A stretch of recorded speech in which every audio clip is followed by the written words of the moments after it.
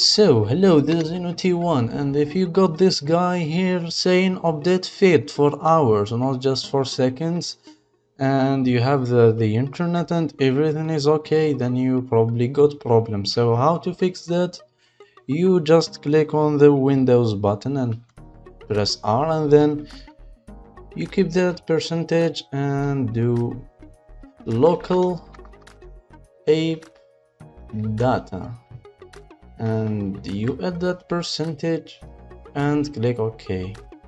And here what you wanna search for, of course, you wanna search for Discord, and from here you see this one, it's update.exe, but maybe for you it doesn't show the exe.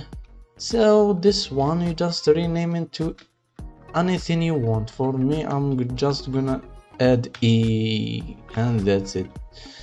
And that's it. That should probably fix your problem. Just make sure you close your Discord completely and open it again, and it should be fixed. Thank you.